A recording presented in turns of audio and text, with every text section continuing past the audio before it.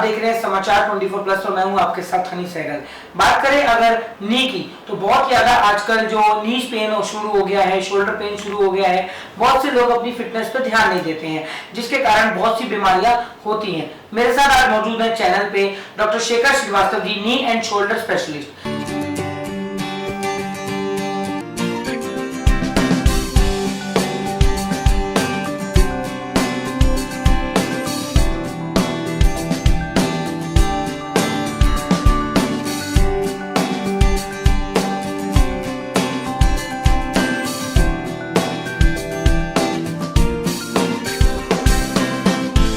जिनसे बात करेंगे कि जो हमारा रहन सहन और खाना पीना आजकल हो गया है उसको ध्यान में रखते हुए क्या क्या चीजें हमें अपनानी चाहिए।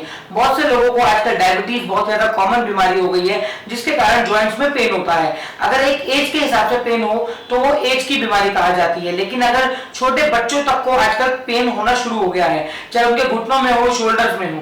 बहुत से लोग जिम जाते हैं, जिम से भी उनकी बॉडी पूरी पेन होती है, लेकिन बहुत से डॉक्टर्स ऐसे भी हैं जो पेन किलर्स रिकमेंड करते हैं। कुछ डॉक्टर्स कहते हैं कि पेन किलर्स खाना नहीं चाहिए, बॉडी इफेक्ट होती है। सर बहुत बहुत स्वागत।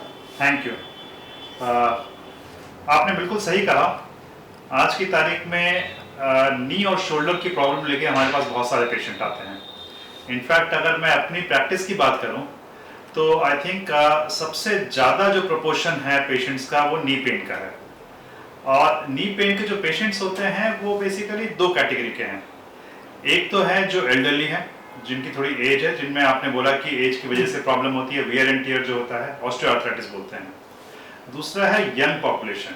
यंग पॉपुलेशन में नी पेन के कुछ मुख्य कारण हैं। एक तो न्यूट्रिशनल डेफिशिएंसी। आज की तारीख में अगर हम देखें तो कैल्शियम और विटामिन डी की डेफिशिएंसी बहुत कॉमन है और उसकी वजह से बोन पेन्स वगैरह होते हैं। और दूसरा है स्पोर्ट्स इंजरीज। स्पोर्ट्स इंजरीज, लोग आजकल काफ़ी स्पोर्ट्स में पार्टिसिपेट करते हैं, जिम वगैरह में जाते हैं, लेकिन वो काफ़ी जल्दी ही हेल्दी बनना चाहते हैं या मसल्स गेन करना चाहते हैं या फिट होना चाहते हैं। तो उनकी बॉडी, उनकी लेग्स, उनकी नीज, उनके शोल्डर अभी इतना लोड लेने के लिए तैयार नहीं है, वो उस पर ज़्यादा लोड देते हैं।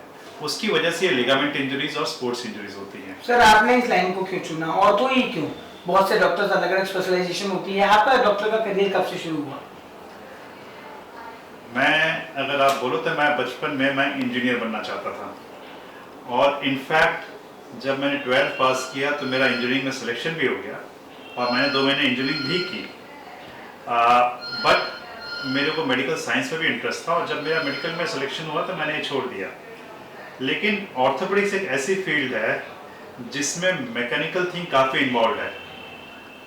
हम हड्डी जोड़ने के लिए रॉड्स, प्लेट्स और काफ़ी चीज़ यूज़ करते हैं जिसका फिजिक्स में काफ़ी एप्लीकेशन है।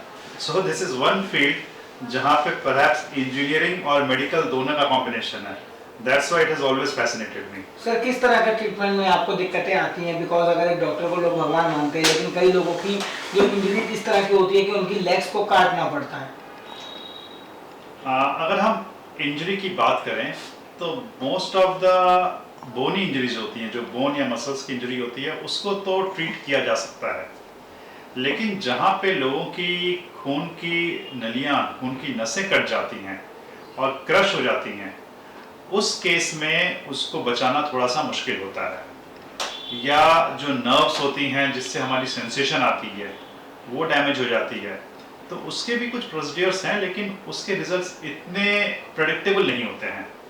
तो जब भी इंजरी होती है और जिसमें खून की नसें या फिर नर्व्स इन्वॉल्व होती हैं, उस केस में जो रिजल्ट्स होता है वो थोड़ा सा कॉम्प्रोमाइज होता है। तो उस केस में हम थोड़ा सा पेशेंट्स को समझा के चलते हैं कि आगे दिक्कत हो सकती है। अदरवाइज अगर केवल बोनी इंजरी हो तो आज टेक्निक इतनी अच्छी हो चुकी है कि हम काफ़ी कुछ उसमें कर सकते हैं। हम दूसरी जगह से बोन भी लेके जा सकते हैं, बोन ग्रो भी किया जा सकता है। सो उस मामले में कोई दिक्कत नहीं है। सर बहुत सी कंपनीज के साथ आप एसोसिएट हैं, अभी हाल ही में रिचर्स मल्टी सर्विसेज प्राइवेट लिमिटेड के साथ आप एसोसिएटेड हैं, और उनका उन पर हमें क्या कहना है? जिस तरह से मेडिसिन वो प्रोवाइड कर रहे हैं, बहुत ज़्यादा मार्केट डिमांड कर रही है और बहुत ज़्यादा फायदेमंद मार्केट उनकी मेडिसिन को समझ रही है। सो ऑर्थोपेडिक्स या मेडिकल साइंस में जो पेशेंट्स अगर एक बीमार होता है तो उसका अगर आप मेन एक्सपेंस देखो तो हॉस्पिटलाइजेशन या फीस से ज़्यादा जो होता है वो होता है उसका खर्च मेडिसिन में। ठीक है, आज की तारीख में मेडिसिन काफ़ी महंगी होती हैं और कुछ तो बीमारियां ऐसी होती हैं जिसमें कि बहुत ही ज़्यादा मेडिसिन की यूज़ की जाती है। तो इस मामले में अगर कोई कंपनी स्टैंडर्ड मेडिसिन लाए at an affordable cost, then it's a boon for the patient. उससे पेशेंट को एक अच्छी दवाई भी मिल रही है और रीजनेबल कॉस्ट पे मिल रही है। ओके, आजकल कई जगह आप देखते होंगे कि बहुत सस्ती दवाइयाँ तो मिलती हैं, but we are not sure about the quality. Patient को ये लग रहा है मैं दवाई तो खा रहा हूँ, लेकिन अगर उसमें जो उसकी एफिकेसी सही नहीं है तो वो ठीक नहीं हो रहा है। सो इसलिए बहुत ज़रूरी है कि दवाई की क्वालिटी तो सही होनी चाहिए, और साथ में हमारे कंट्री में जहाँ पे पॉवर्टी और इट्स हम डेवलप्ड कंट्री से अपने आप को कंपेयर नहीं कर सकते हैं। सो यहाँ पे affordability is also a big factor. So इस मामले में अगर कोई कंपनी अच्छी दवाइयाँ एट अफोर्डेबल कॉस्ट निकालती हैं, then it's a very welcome step. क्या मैसेज रहेगा सर उन लोगों को जो अभी टीनेज एज में ही है और उनके जॉइंट्स पेन शुरू हो जाता है, उनकी डायबिटीज हो जाती है, किस तरह से वो लोग टेंशन में आ जाते हैं, किस तरह से उन लोगों को रिलीफ मिलेगा? डायबिटीज एक ऐसी चीज़ है जो काफ़ी कुछ आपके फैमिली हिस्ट्री पे डिपेंड करती है। So if your parents are diabetic, then there is a high possibility that you will also be diabetic. Okay, India is also known as the diabetic capital of the world.